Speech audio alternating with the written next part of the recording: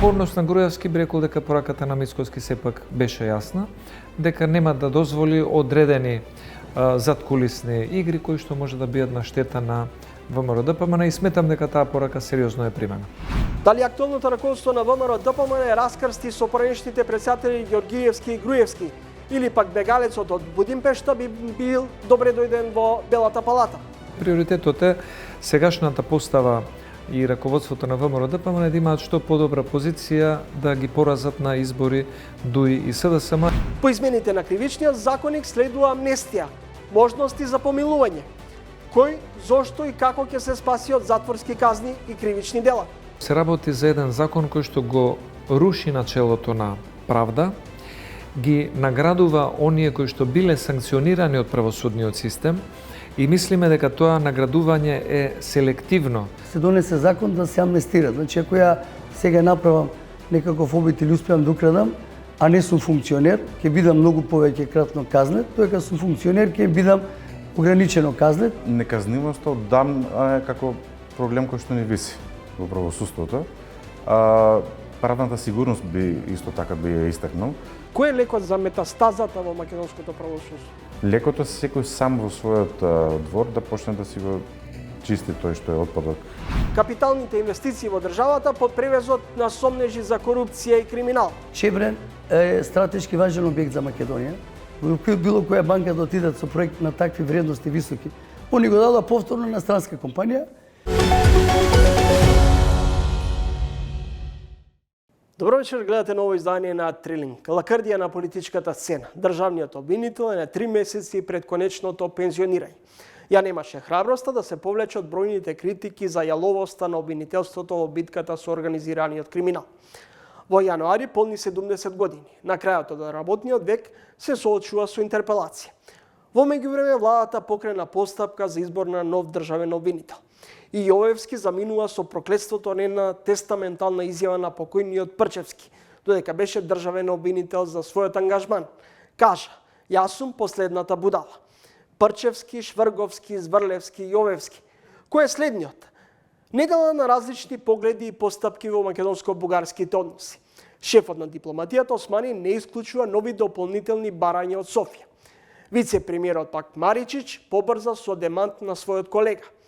Во иста влада различни проценки и постапки. Организацијата на едно видео и 3 онлайн лотарии во Северна Македонија ќе биде препуштена на корпорацијата на бугарскиот бизнисмен Васил Божоков, Черепот, кој со своите фирми е на црната листа на Соединетите Американски држави. Влезот на овој богат бизнисмен е симптоматичен. Кому во Скопје му одговара да се рехабилитира оваа контраверзна деловна личност? Така третирана и во Бугарија. Дали некој свесно го нервира лидерот на ГЕРБ и потписник на македонско-бугарскиот договор со потписниците Заев и Борисов? За крај, како нов почеток, Мицковски и Груевски ја смируваат топката во персоналниот судир. И за двајцата сега поважно е пат на корумпираната власт предводена од СДСМ и ДУИ, како што вели актуелниот председател на ВМРО-ДПМН Мицковски. Дали во палатата на ВМРО-ДПМН се очекува да пристигне и да се врати Никола Груевски, бегалецот од Будимпешта? Следете не, ова е почеток на уште едно издание на Трилинг.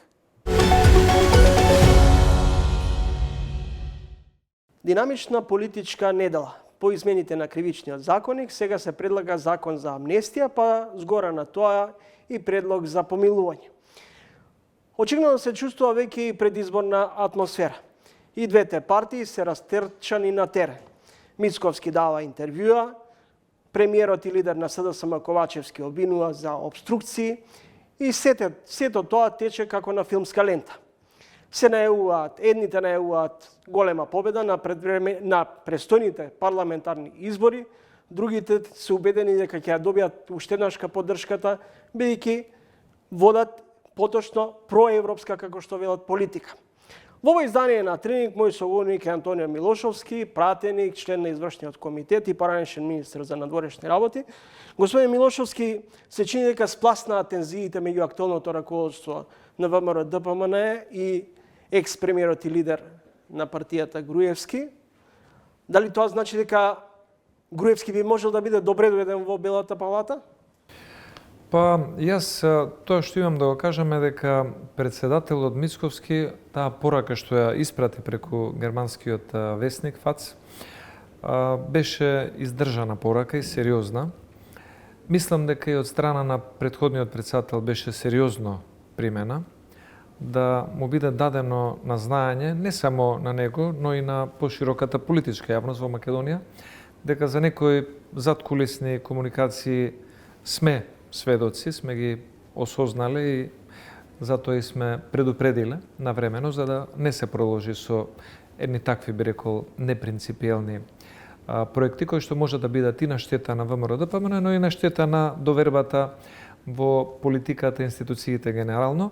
И сметам дека тука ќе заврши и ова, би рекол, мала турбуленција, затоа што на ВМРО-ДПМН не му е приоритетот да се занимава со тоа што мисли претходниот председател или што мисли првиот председател на партијата. Приоритетот е сегашната постава и раководството на ВМРО-ДПМН да имаат што подобра позиција да ги поразат на избори ДУИ и СДСМ и да можат да формираат нова влада за да ги поправат овие грешки. Дали тоа значи дека целосно раскрстивте и со првиот председател на ВМРО-ДПМН Љупчо Ѓорѓиевски и со претходникот на Мицковски Никола Груевски?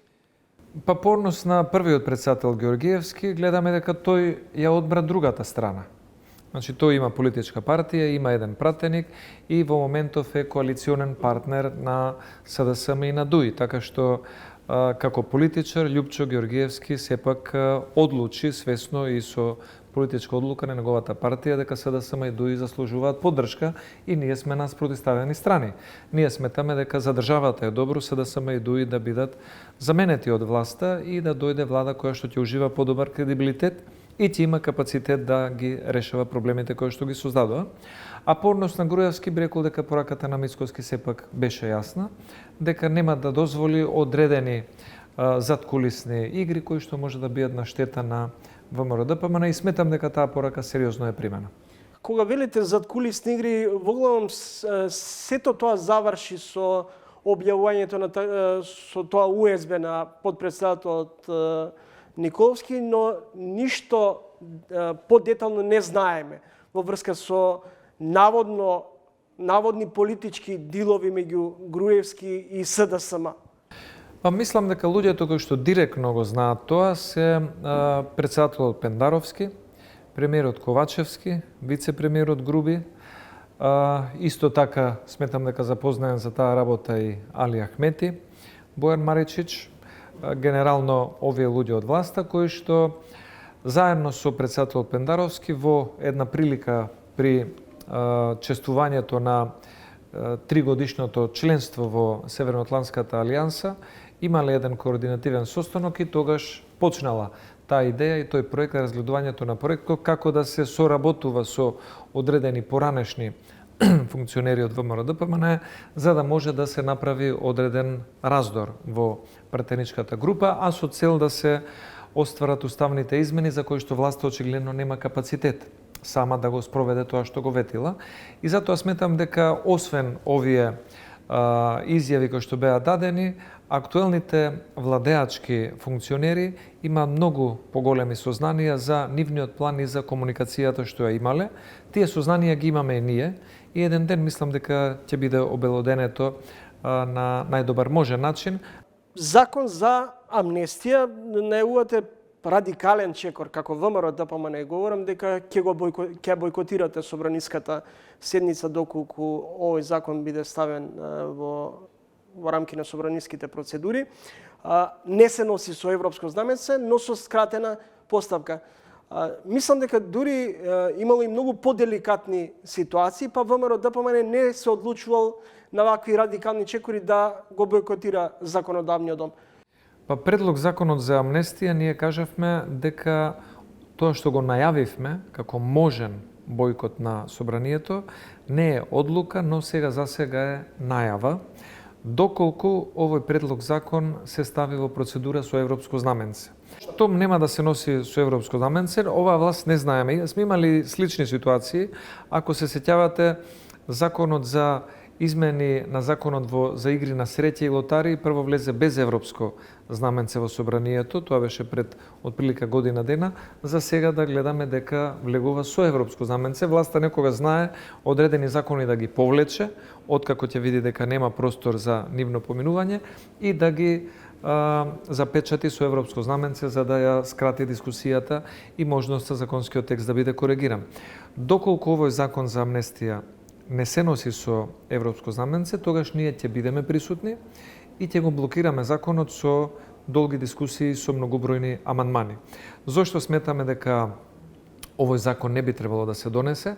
Затоа што се работи за еден закон кој што го руши начелото на правда, ги наградува оние кои што биле санкционирани од правосудниот систем и мислиме дека тоа наградување е селективно направено во комуникација помеѓу двете партии, би рекол Алијанса на албанците и ДУИ, кои што од политички опоненти станаа сега политички сојузници и сметаме дека амнестирањето на наркодилери, на луѓе кои извршувале насилство, разбойништво или некои биле помагатели на случајот кај Смилковското езеро при убиството на 5 недолжни граѓани, навистина не треба да биде дел од законскиот систем на Македонија и затоа сметаме дека треба да се попречи, а она што го имаме како сознание е дека токму ДУИ и Алијанса разговараат, точно знаат кој би добил ослободување од ослужување на затворска казна и тие луѓе планираат да ги искористат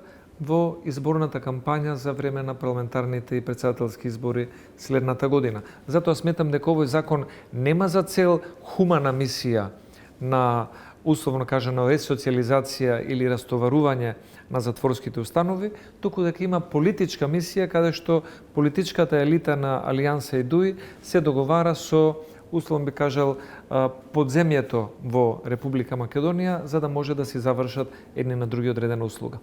Бугарија ќе ги објави имињата на 120.000 граѓани на Македонија кои добиле бугарски пасоши, меѓу нив има политичари, градоначалници, пратеници.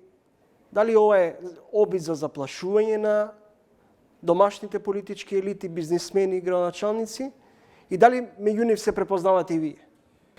Бугарија сметам дека оваа тактика ја користи како дополнителен притисок да го докаже тоа што е незината цел. А тоа е дека во Македонија не живеат 1000 изјаснети македонски бугари, туку дека живеат многу повеќе од тоа и самата ваква најава е препознавање на еден сигнал дека Бугарија нема да сопре со незините блокади во следниот период. Ова е една најава дека која е нивната цел е да докажуваат дека процентите кои што во Македонија се важни, тие ќе ги оспоруваат и со самото тоа ќе наметнуваат нови изговори за блокади, но немаме против, нека ги објават. Јас како човек и како политичар имам само едно државјанство и пасош, што е на Република Македонија, а ги повикуваме и СДСМ и ДУИ да го прифатат предлогот на ВМРО-ДПМН, поднесен пред 18 месеци, кога предложивме дека во законот за пратеници ќе се вметне клаузула исто како што е во законот за амбасадори, кандидат за пратеник и пратеник да може да биде лице кое што поседува само државјанство на Република Македонија. Тогаш СДСМ и ДУИ го одби овој предлог, не знам од кои причини, но добро би било да размислат, за да може на таков начин, како што се бара од еден амбасадор да биде лојален само на една матична држава, така да може и од пратениците да се бара да бидат лојални да ги застапуваат интересите само на Република Македонија. И се надевам дека ваквата, би рекол, дебата поведена од страна на Бугарија, која што си има своја задна намера, ќе ги натера да размислат СДСМ и ДУИ да го прифатат предлогот на ВМРО-ДПМН, секој пратеник да има можност да има само едно државјанство и тоа да биде на Република Македонија. Господин Милошовски, зошто сте категорично против внесувањето на бугарите во преамбулата? Дали тоа го темелите исклучио врз вашите проценки дека тука нема да запрат барањата на официјална Софија, или пак постојат други причини поради помалку антибугарската политика која водите како раководство? ВМРО-ДПМН нема ништо против Бугарија, ниту против бугарскиот народ, ниту било кој граѓанин на Македонија кој што се чувствува соодветно на ова прашање на таков начин или се изјаснува. Но имаме против непринципелни уцени кои што гледаме дека немаат за цел да ги зближат двете држави и двата народи. Јас со сигурност ви тврдам дека Македонија и Бугарија пред подпишувањето на договорот за така наречено добрососедство во август 2017 година имаа многу подобри и политички, и економски, и културни, и спортски, и трговски односи отколку што имаат денес. Денес Македонија и Бугарија имаат толку заладени односи колку што имале во времето на студената војна. Зошто се паднати билатералните релации, односно односите меѓу двете соседни земји се доведени до степен на недоверба, недоразбирање? Да, односите се паднати на најниско можно ниво затоа што власта во Македонија, тука не ја исклучувам ниту власта во соседна Бугарија, се согласија, дозволија и прифатија билатерални историски прашања да станат дел од секојдневната комуникација помеѓу двете држави. И наместо да се даде приоритет на стопанската комуникација, на инфраструктурното поврзување, на образовната размена, на трговските односи, на взаимното дипломатско помагање, ние сега во Македонија стануваме преокупирани со уставните измени или со улогата на историските личности во македонската историја или во бугарската историја, само заради грешката што ја направија Борисов, Заев со подпишувањето на договорот за добрососедство и која што грешка ја продолжија Бујар Османи, Маричич и Ковачевски со подпишувањето на протоколите за измена на одредени учебници, настани, називи и така натаму.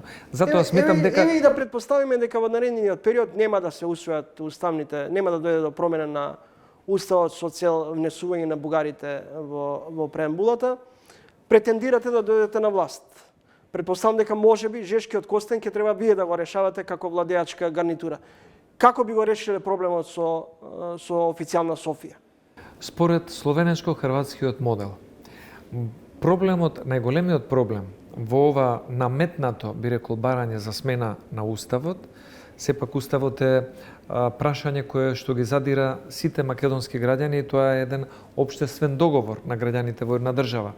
И не е уставот било што за да се менува по желба на било кои соседни држави. Но, доколку на Бугарија ова е врвен приоритет, а на Македонија приоритет е членството во Европската Унија, и доколку Европската Унија има за цел да удоволи на двете земји секоја да стигне до својот приоритет, тогаш ние сметаме дека словенско-хрватскиот модел е многу добар структурен модел, каде што се согласија Словенија и Хрватска кои што има реален проблем за Пиранскиот залив, концесијата која што треба да биде направена или компромисот да стапи на сила во моментот кога Хрватска ќе стане членка на ЕУ. Доколку во Бугарија има расположение тоа да биде прифатено, Македонија би можела да го разгледува овој модел на решавање на овој создаден проблем, но ќе треба силна поддршка од Европската Унија, што ќе биде и тест за ЕУ дали навистина сака реално ново проширување. Господин Милошовски, ќе вратам во 90-тите години во колумна на вашиот тогаш сопартиец, пријател Филип Петровски, ќе напише дека Антони Милошовски предлагаше ревизија на македонската азбука и дека сте објавиле книга со наслов Исчашена азбука и дека македонската азбука погордно сте ја нарекле Караджица. Не сум ме нарекол никаде така македонската азбука. Мислам дека во овој случај на споменатата личност Петровски има одреден личен анимозитет, кој што датира од времето на Унијата на млади сили, кога заедно членувавме и имаше во 98 година би рекол некое джентлменско правило двајца од младинците да бидат на листите за пратеници, тогаш јас бев исклучен од таа игра, имаше недоразбирање со Филип Петровски, веројатно тоа се провлекува и до ден денес за одредени еве вакви, би рекол, импутирања. Зошто за Антони Милошовски кодификаторот на македонскиот јазик Блаже Коневски е џуџето од Небреголо? Блаже Коневски, исто како и Венко Марсковски, исто како и Киселинов, исто како и другите луѓе кои што учествувале во кодификацијата на македонскиот јазик, јас ги сметам како луѓе кои оставиле траен белег во македонската историја и во македонската јазична посебност.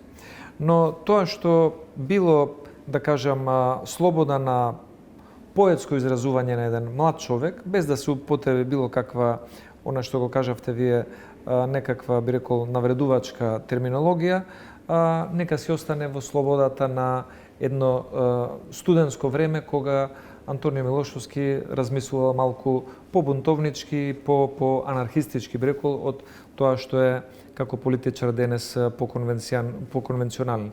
Но во секој случај сметам дека сите овие споменати личности и особено делото на Коста Солев Рацин се темелот на македонската современа азбука и на македонскиот современ јазик.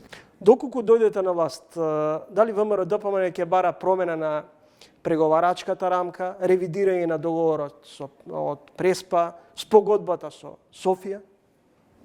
Сметам дека би било убаво за многу граѓани да слушнат таква изјава дека било која идна влада, да кажеме дека ќе го поништи договорот од Преспа, но јас сум бил министер за надворешни работи. Пред да стана министер за надворешни работи сум имал забелешки на претходната, сега веќе непостоечка, времена спогодба склучена помеѓу Грција и Македонија. Но како министер за надворешни работи забележав дека не е така едноставно меѓународно превземени обврски да ги отфрлите, да ги поништите или да излезете од нив. Напротив, врз основа на таа времена спогодба, ние го добивме спорот Македонија против Грција пред Меѓународниот суд на правдата во Хаг. Така што сметам дека треба да бидеме реални и да кажеме дека и покрај сите забелешки, Преспанскиот договор е тешко да се видоизмени. Но може да се направат одредени корекции во неговата имплементација. Власта гледаме дека брза на сите страни да ги смени кодовите, да ги смени табличките, да ги смени личните документи, да ги избруси шахтите и се друго и што треба и што не треба. Мислам дека тука може да се направи едно темпо, една динамика која што ќе овозможи заштитување барем во рамките на Република Македонија на она што е наша историска меморија за името, за државата, за идентитетот и за самиот топоним на Македонија. Од друга страна, по однос на договорот за добрососедство, сметам дека во самиот договор за добрососедство владата на СДСМ и владата на соседна Бугарија предвиделе клаузула за излегување од договорот. Дали тоа ќе се случи или не, дали тоа ќе биде целосно или парцијално, тоа зависи и од однесувањето на Софија. Овој договор би требало да ги зближува двете држави, но гледаме дека после склучувањето на овој договор Бугарија создава повеќе препреки за Македонија отколку што ни нуди поддршка. И затоа би требало да зависи и од Софија дали и со какво темпо овој договор ќе се почитува или можеби ќе се одлучи владата да го преразгледа и од одредени клаузули да отстапи.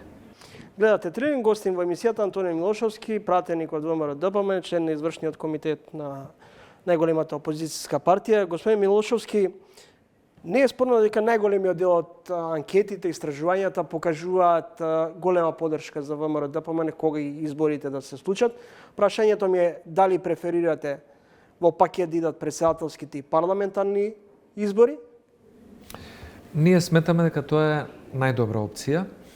Во крајот на април, условно кажано, се поклопуваат и двата термини, да има претседателски избори и да има редовни парламентарни избори. Првата причина е економска. Македонија не е пребогата земја.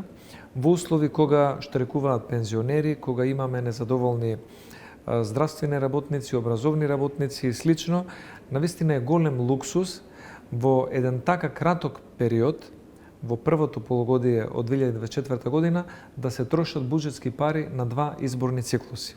Тоа е првата причина. Втората причина е по однос на институциите. Кога имаме предизборна кампања и избори, најчесто се случува голем дел од институциите, од набавките, од функционирањето, од целиот систем да биде во една состојба на полупарализа.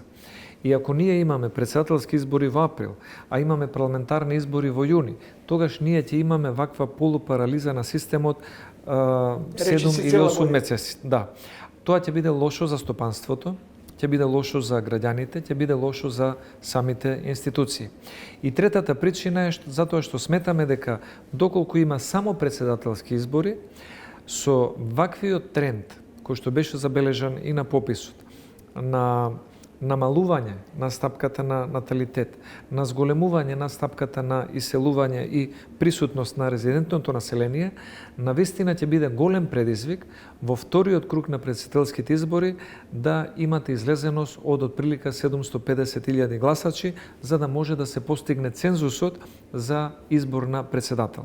Затоа би било многу и државнички и рационално ако имаме претседателски парламентарни избори заедно, со тоа што вториот круг на претседателските избори би се совпаднал со првиот и единствен круг на парламентарни избори и би се обезбедила сигурна голема излезеност и цензус за изборот на претседател, ако е подобар, нека победи. Какви се коалицијските капацитети на ВМРО-ДПМН во однос на можноста да бидете партнери, например, со дел од албанските партии?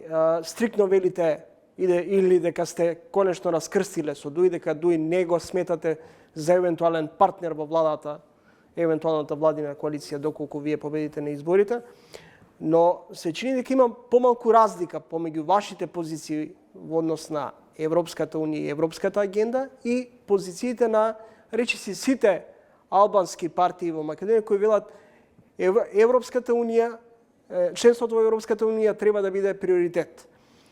А вие велите ЕУ да, но не по секоја цена. Видете, по однос на Европската унија и членството, јас мислам дека многу се помали разликите помеѓу политичките партии во Македонија, а битната разлика која што може да биде направена е самиот став на ЕУ. Нам во изминатиот период и во изминативе години ни недостига цврст, уверли став дека ЕУ го сака проширувањето и дека е незин приоритет. По однос на коалициониот капацитет на ВМРО-ДПМН, сметам дека и досега сме покажале, сме имале соработка со речиси сите албански партии, освен со новоформираните кои што се сега нови политички субјекти и треба да видиме каков профил или действување ќе одберат. Но нам ни е целта да соработуваме со политичките партии кои што сакаат Македонија да се реформира без изговори. ЕУ да не се користи како изговор дека реформите во државата се блокирани. ЕУ не е виновна за оние турбуленции и деградирање на Републичкиот судски совет. ЕУ не е виновна што Рамиз Мерко е на црната листа на Соединетите Американски држави. ЕУ не е виновна што фирмите на ДУИ или блиски нивни спонзори ги добиваат сите тендери на најголемите државни набавки.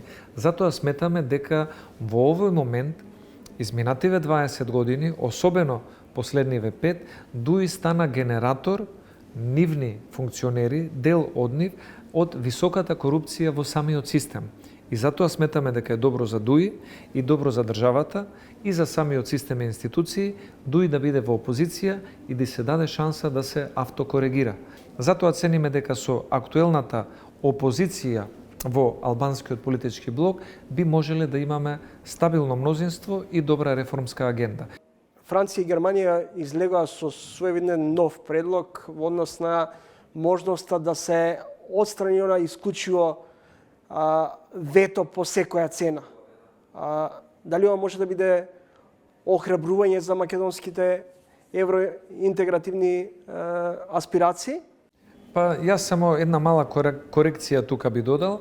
Ова беше тим на француски и германски стручњаци, експерти од проблематиката на функционирањето на ЕУ, но се уште официјален Берлин и официјален Париз како влади, како држави, немаат дадено свој конечен став и треба да видиме какви ќе бидат ставовите на Вишеградската група, на Грција и на Кипар, Романија и Бугарија, на Италија и Португалија и слично.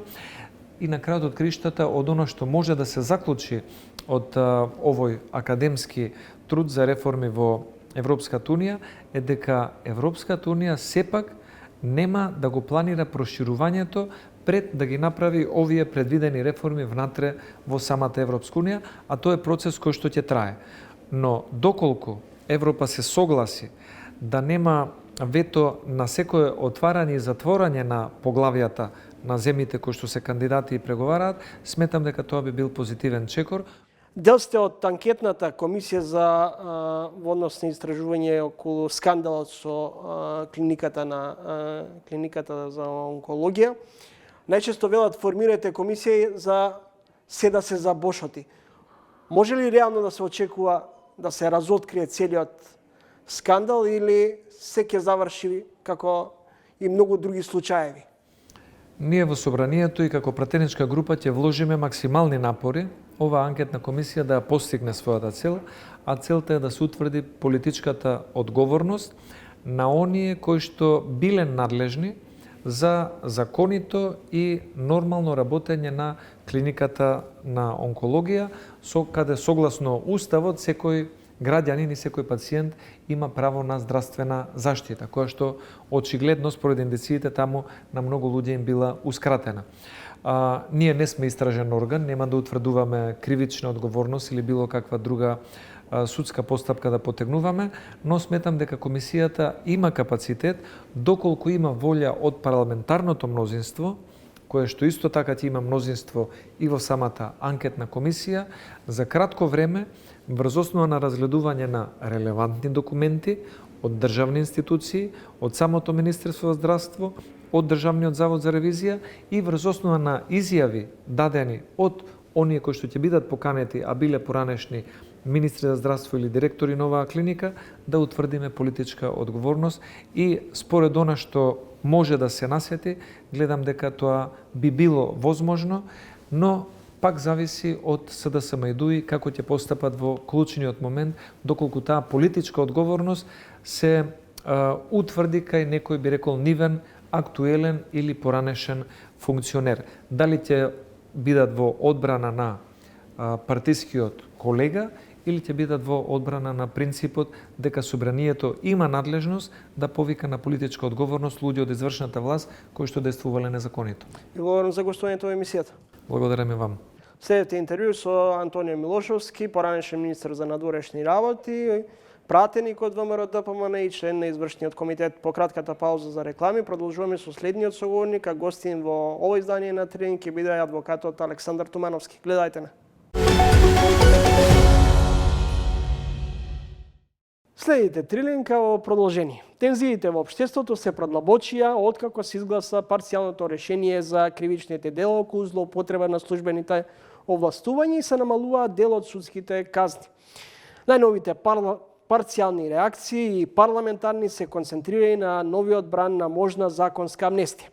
И двете одлуки влегуваат во зоната на вкоренетото убедување дека во државата царува неказнивоста и бавната судска постапка. Во ово издание на Трилинг гостин ќе биде адвокатот Александар Тумановски, кој воедно и член на работната група за измени на кривичното законодавство. Господин Тумановски, ви благодарам што ја прифативте поканата. Благодарам на поканата. Зошто се избрза со вакви парцијални решенија? Сигурно има некаква причина. Ние како работна група која што ги ја подготвувавме новата стратегија за реформи во правосудството, но и како член на Советот за реформи при владата на Република Северна Македонија, таквите измени или таквите промени до нас никогаш немат стигнато, нити сме ги разгледувале за да донесеме било какви заклучоци, дали тие се добри или се лоши. Предлагачот сигурно има добра причина зашто ги предложи, а собранието исто така уште подобра причина зашто ги изгласа. Дали со ова на мала врата се отвара продлабочување на она меѓународна забелешка и критика дека неказнивоста станува пракса кај нас? Па неказнивоста оддам е како проблем кој што не виси во правосудството. Правната сигурност би исто така би ја истакнал, бидејќи од тука се влече и таа правна сигурност. Тие измени, јас како адвокат, ако би зборел, би кажал дека ако има мој клиент кој што го засегнува таквите измени, би кажал дека се доброродени. Но како лице граѓанин на оваа држава, би го истакнал ова чувство кое што пред малце го спомнавте, дека имаме чувство на неказнивост или правна несигурност. Дали парцијалната амнестија може да биде решение за лошите затворски услови или се користи само како алиби за на брзина да се протуркаат овие измени? Затворските услови не е нешто ново за кое што зборуваме. Еве би кажал дека проблемите не се имаат наталожено.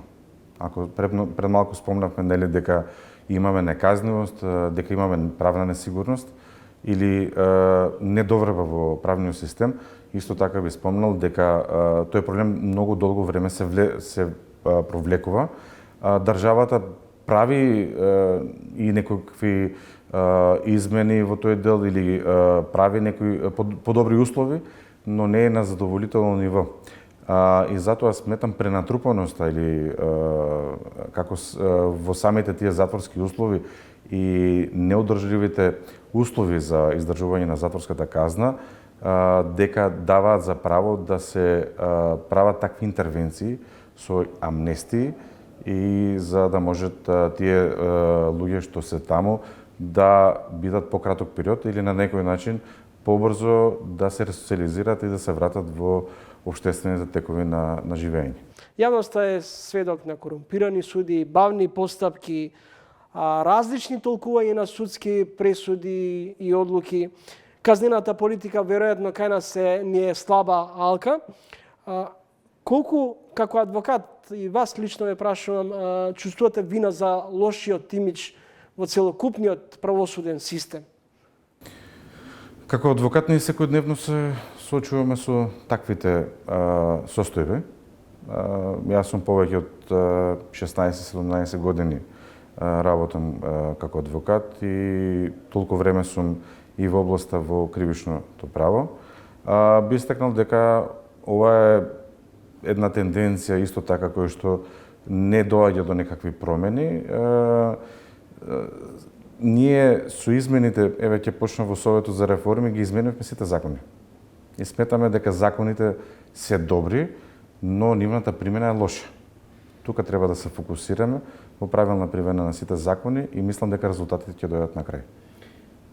Се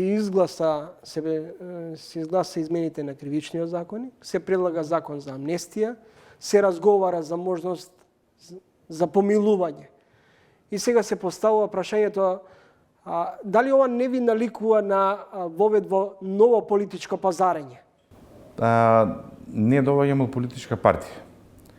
Доколку би доваѓал, би спомнал, би кажал и би дал мислење конкретно за ова. Од правосудната фела би истакнал дека и за нас е малце невообичаени се таквите нагли измени, бидејќи реформите не можат да се носат преку вечер. Реформите треба да бидат долготрајни, но да дадат добар резултат или резултат кој што ќе ја врати довербата на граѓаните во правосудството. За ова не би кажал ништо повеќе, бидејќи како адвокат ние направивме дури измени во законот за адвокатура, сега имаме нов закон за адвокатура и како адвокатска фела пробуваме да го подобриме имиџот во правосудството и помогнеме дали во правосудната фела се подигне нивото. Би ги истакнал, например, измените дека ние сега со законот за адвокатура правиме прв пат Центар за едукација, ќе ги едуцираме сите нови адвокати кои што ќе бидат премени во адвокатурата, исто така и постоечките адвокати ќе имат континуирана обука за да бидеме во чекор заедно со сите партиципиенти во правосудството, тоа се судиите и обвинителите. Господин Тумановски, деновиве обвинителката Фатиме Фетај во јавен настап заговара генерален ремонт, реизбор на суди во апелација и Врховен суд во обвинителствата со проверка на имот на финансиите, нивната поврзаност со криминални структури. Дали специјалната обвинителка сушност ги детектира главните карики и слабости во обвинителството и судството?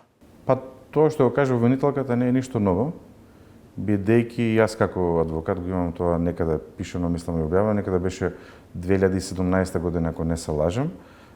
Тогаш се збореше многу гласно за ветингот во нашето правосудство. Се даваше споредба со ветингот во Албанија, кој што е од денешна перспектива, јас сметам дека е успешен, бидејќи со тие што останаа таму суди и обвинители, се дели правдата и граѓаните мислам дека имат поголема доверба во нивното правосудство. За 2017 е многу далечни, тоа се 6 години поминати. Но што и да се направи, сепак би требало да биде за добробит на граѓаните во оваа држава. Кој е лекот за метастазата во македонското правосудство? Лекото секој сам во својот двор да почне да си го чисти тој што е отпадок. Или не може да кажеме дека сите суди не чинат, или не може да кажеме дека сите обвинители не чинат, или не може да кажеме дека сите адвокати не чинат. Така да ние сега во Законот за адвокатура исто така направивме првично и тоа во една законска форма дека не можеме да ги примаме кај нас во адвокатурата таквите луѓе кои што нема да најдат место и простор повеќе во работните места кои што работат, а тоа е суди, обвинители, нотари, извршители, и тоа во строга законска форма. Тие, ако бидат разрешени или ако им се водели дисциплински постапки, ќе бидат удалечени од правораздавање 5 години.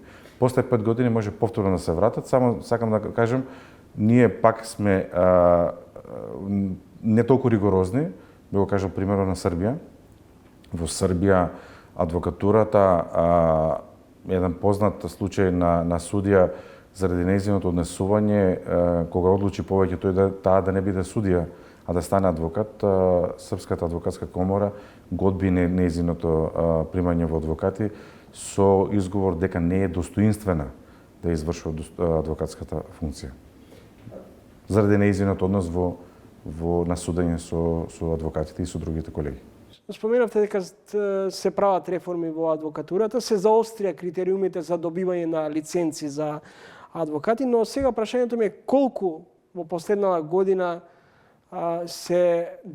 адвокатите ја изгубиле лиценцата за работа? Кај нас, значи имаме ние на секое собрание на адвокати извештај спрема колку адвокати се водат постапки, колку се во тек, колку се завршени, така да не е мала бројката. Значи имаме ние од 50 до 70 адвокати на годишно ниво, каде што се отвараат постапки и се водат и се носат дисциплински одлуки, така да ние пробуваме и во нашиот двор да се едноставно исчистиме од таквите кои што ни прават штета на сите адвокати. Дали препознавате дека и дел од вашата фила адвокатската е во спрега со одредени корумпирани ваши колеги суди, обвинители, политички бизнис мокници? Па ние, апелираме до сите, например, доколку има такви информации, тие информации да бидат споделени со комора и со другите институции, кои што треба да водат тие постапки и нормално подобро е тие луѓе побрзо да не се во адвокатурата, отколку да ги оставиме за да не прават штета на сите нас. Ќе вратам на почетокот разговорот, особено во делот околу членот 353 за злоупотреба на службена положба. Помалку изгледа перверзно да се каже дека одредени функционери ќе крадат, ќе злоупотребат положба, ќе одземат дел од државните ресурси, од буџетот, ќе го оштетат буџетот, па нема да одговараат или за некоја минимална затворска казна, а друг кој обил автомобил ќе добие казна затвор од 2 години, да речеме. Тука гледате некоја логика? Па нема логика. Мислам дека тука и претседателот на комисијата за измени на кривичен законник, академикот Камбовски, кажа дека моменталните измени се во подготовка и дека со новиот кривичен законник тоа дело ќе биде вратено назад. Така да ова моментално е еден правен вакуум во кој што се најде при измени од страна на законодавството, тоа е собранието на државата. И мислам дека тоа ќе се искоригира, а моменталната состојба точно и мене како граѓанин ми побудува чувство на неказнивост и неправишност. Зошто не реагиравте како работна група уште пред од како веќе бидејќи рековте дека не сте биле консултирани во однос на усвојањето, односно измените на кривичниот законник, не изреагиравте уште пред тој да биде изгласан во парламентот? Ние како Совет за реформи кај нас од работните групи што ќе бидат направени подготвени законите, значи се доставуваат и тогаш ги разгледуваме. Нити работната група, бидејќи не сум ше назват на таа работна група кај што е академикот Камбовски, на кривичниот законник кажат дека тие измени не се завршени и не се спремни за да бидат доставени и да бидат разгледувани. Така да како предлагачот и како законодавецот ги донесува измените на постоечиот кривичен законник, тоа не може да одговори. Дали на крајот, дали со овие измени и на кривичниот законник и со предлог законот за амнестија всушност се става под знак прашање правната сигурност во државата? Сметам дека треба да се дадат многу добри и доволни аргументи зашто се прави тоа. За да може јавноста да разбере дали сите тие измени водат кон подобро нешто во општеството. А ако тие што ги прават тие измени, како предлагачите или доносителите или законодавецот, дадат доволно аргументи на граѓаните во државата, сигурно мислам дека тоа би било прифатено. Сега за сега не слушаме кои се аргументите дека тоа треба да биде и да се применуваат тие измени во иднина. Благодарам за гостувањето во емисијата. Ништо, повелете друг пат. Следете разговор со адвокатот Александар Тумановски. По кратката пауза за реклами следува следниот гостин за ово издание на Трилинг, тоа е бизнисменот Игор Гешовски. Следете не. Бизнисмен кој за 5 години компанијата за достава за брза пошта од 10 вработени ја зголеми за 25 пати на 250 вработени. Лани е прогласен за менаџер на годината во регионот, а во Македонија за маж на годината. Добре ден, Игор Гешовски. Ке ве вратам пред една година кога бевте дел од и гостин во ТВ магазинот, кога рековте ние како општество сме отруени од корупција. Никој не посегнува по правите чекори. Не се прави дигитализација, те се трошат огромни пари. Ова општество залутало во правецот. Луѓето немаат доверба во системот. Ние сме во фаза каде што гори во сите сектори. Сите чекаат некој тендерче да се изгребат од бројните се поразителни резултати. Дали една година потоа власта ја доживувате како банка за ограбување? Резултатите за жал не се добри, воопшто нема подобрување, но морам да кажам дека оваа состојба не треба да фактурираме или да ставиме на една адреса. Ова е работа која низ стекот на последните 30 и нешто години новоформираната македонска држава го канализира тој вид на корупција, на протекции, на злоупотребување на функции.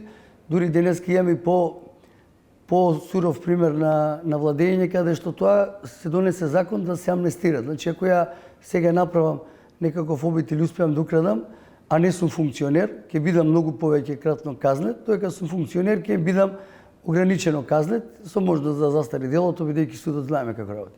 Што како бизнисмен мислите за капиталните инвестиции во Македонија? Во речиси овие 3 децении самостојност, постојано се говори за неопходноста од големи капитални инфраструктурни проекти.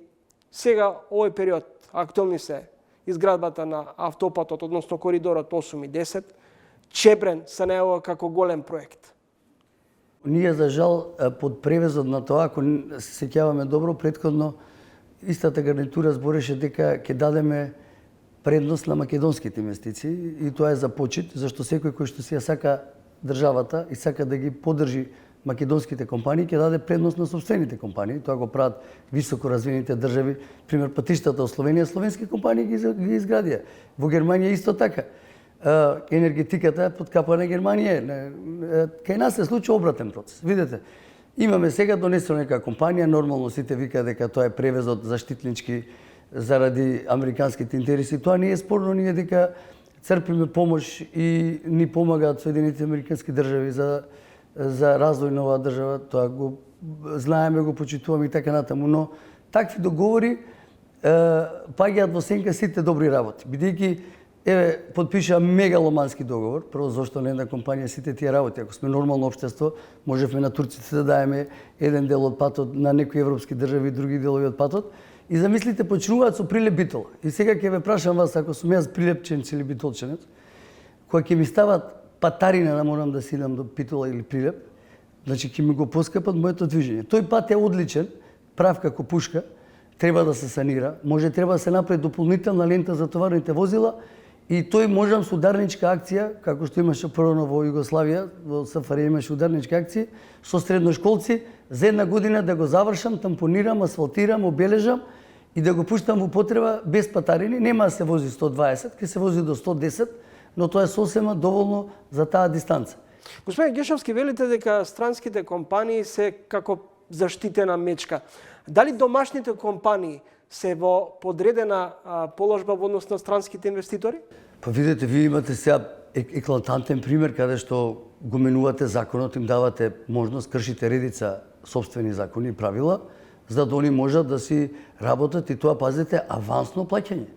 Јас тоа ви го кажам, значи луѓето наши што ги држат позициите, мислам дека тотално не разбираат за што станува збор. Затоа што и кога дојде ТАФ кај нас, на сметката на аеродромите имаше 80 милиони.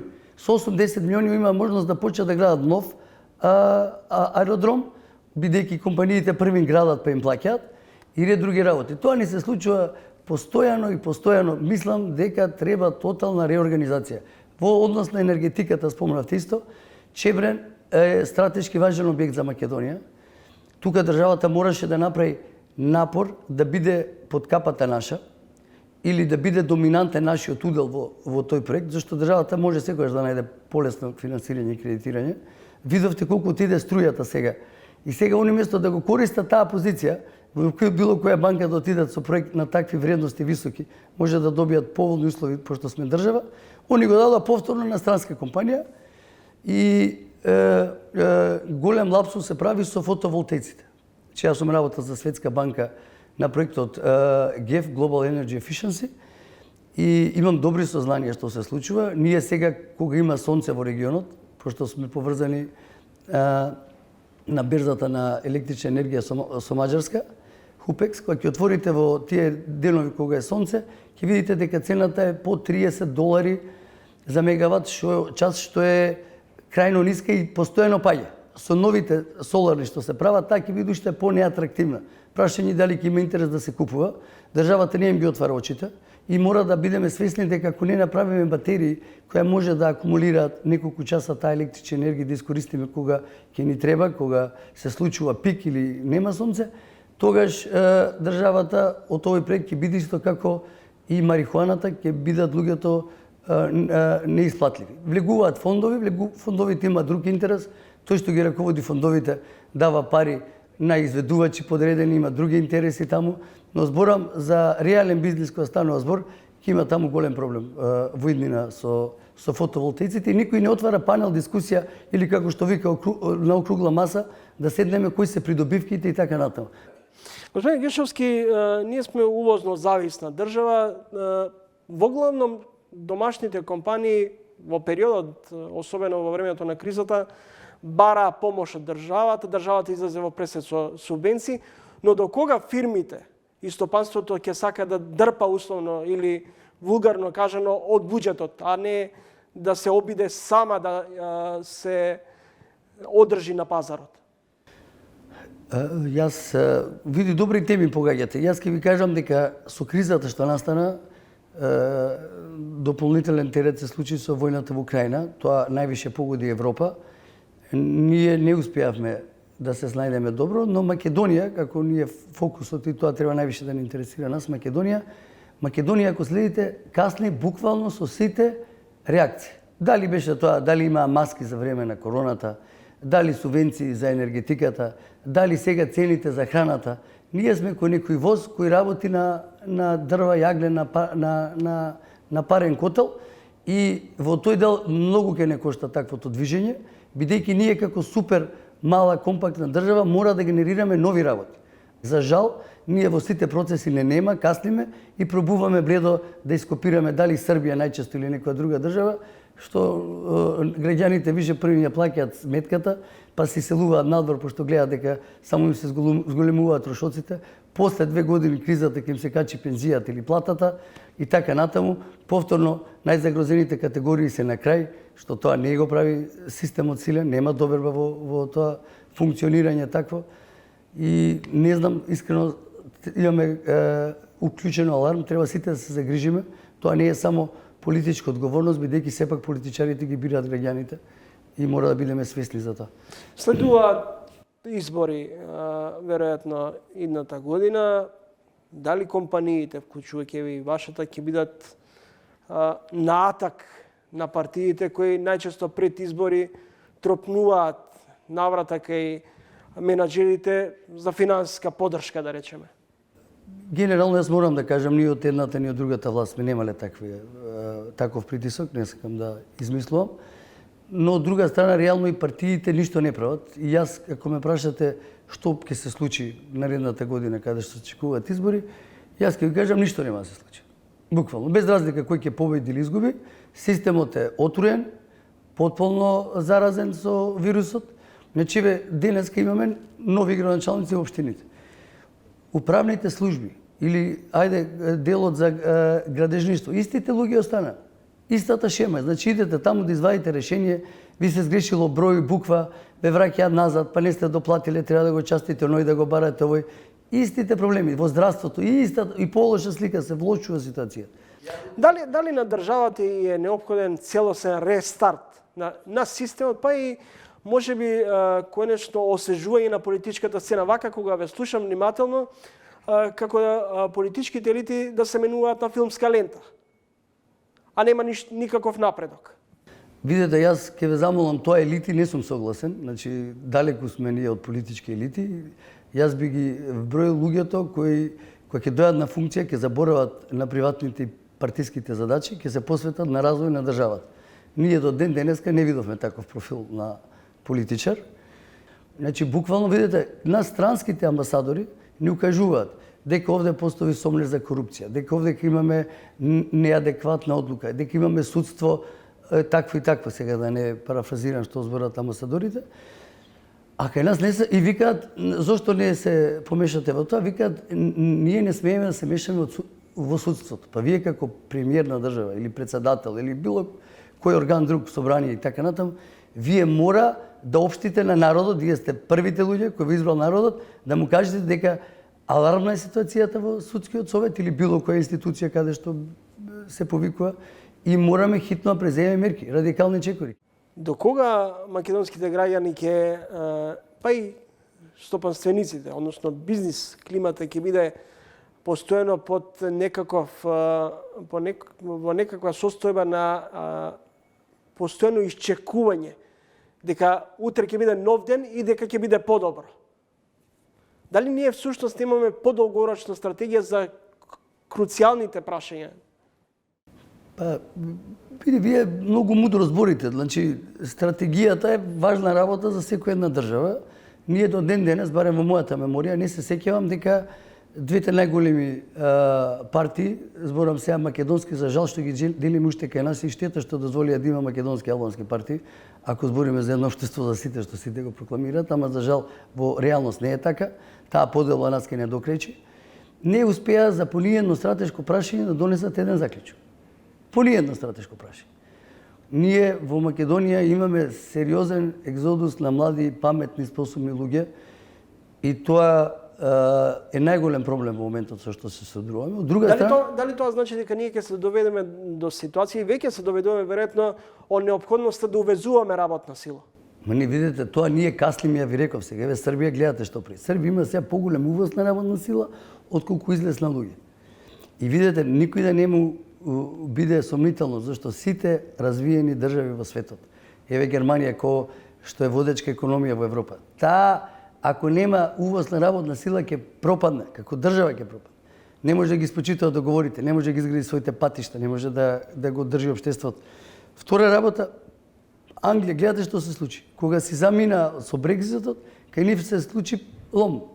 Не само економијата што паѓа, нема раст, што се повлекува луѓето, него они немаат шофери да си ги наполнат бензинските со нафта, со бензин, со ова, зашто како да вика и во Грција викаат има многу албанци, но ако одите таму, ако не се албанците, хотелите ќе нема кој да ги чисти. Тоа е сосема нормална работа поголемите земји, поразвините земји да земаат работна сила од други земји и ние треба да го следиме процесот. Но загрозувачки е кај се универзитетите, каде еве гледате сега за патиштата што се случи, ја не сум поразен од политички договори. Вакви скандали имало и ќе има пошто луѓето кои не водат, генерално ви кажав, сите се со време онок прашање на време кога само ќе си замина, знаат дека немаат капацитети да се одржат на политичката сцена. Но втората работа е пострашна. Каде се тука нашите гранкови синдикати или сдруженијата на градежни компании? Па не ли е срамота да не излезат со едно писмо, зашто нас не прашавте кој е колачот од целата работа? Ние сме правиле патишта по Хрватска, по Бугарија, по сегде, значи компании дома не може да си учествуваме или да земеме колач однапред определен, заштитен, загарантиран. И тоа е за жал реалност, тоа се случи. Ви благодарам за гостувањето во емисијата. Следете уште едно издание на ТВ магазинот Трилинг, во кое гостува пратеникот од ВМРО ДПМН и екс-министер за надворешни работи Антонио Милошовски, адвокатот Александар Тумановски, бизнисменот и директор на ЕЛС Игор Гешовски. Довидување до идниот петок во исто време, 20 часот и 45 минути.